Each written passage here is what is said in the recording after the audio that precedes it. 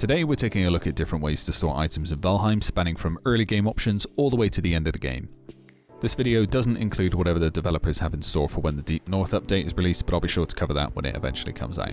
If you fill up a storage cart and then break it, instead of spilling everywhere, your items will be stored in these nifty little storage crates that have 4 spaces in them. You can push them around to wherever you'd like, but bear in mind that they cannot be repaired with the hammer, so any damage done to these will be permanent. And also, if you remove all of the items from the crate, it will simply disappear.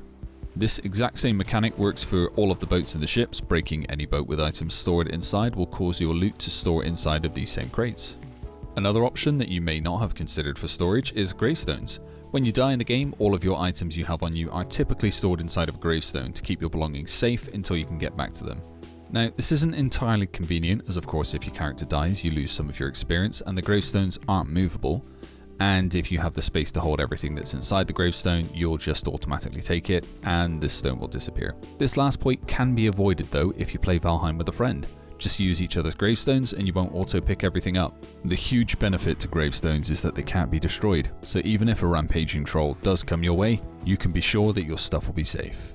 Now we'll move on to actual functional storage. Basically, any chest in Valheim can be stacked right up against itself and made into a wall. I'll need a floor and a back wall to start. Then place down your first row of chests, getting them as close to each other as you can. Put down a 1x1 wood floor above the chest while looking at the back wall and holding shift so that you can get it just clipping through the top of the chest. Add in your second row of chests just like the first one and you're done. Just repeat the process to go as high as you'd like. This method can be used for every chest in the game, including the barrels. The personal chest can be compact and pretty tightly put together and you can get a lot of chests in there. Don't think it looks good and you may struggle to click on the right chest, so I wouldn't recommend it. Instead, just have the edges touching. I've stacked each of the chests into an area that's 4 meters wide, 1 meter deep and 6 meters high, making sure that no chests go above this area.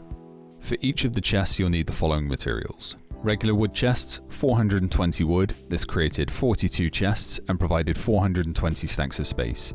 Reinforced chests.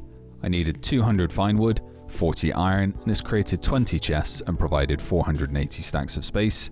Black metal used 180 wood, 36 tar, 108 black metal. This created 18 chests and provided 576 stacks of space.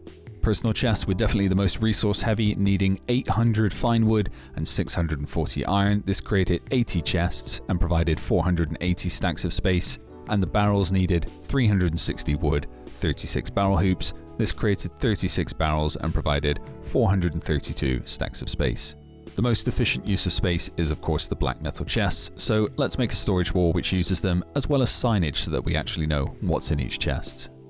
I'm going to use ashwood as the accent piece, so I'll start with ashwood beams along the bottom, then a row of black metal chests making sure they are almost as close as I can get them. Then another row of ashwood beams across the front with 2x2 wood flooring behind. Now repeat the process to go as high as you'd like. Finish things off with signs on the front. Just because this is the most efficient use of space, it doesn't by any means make the other options irrelevant.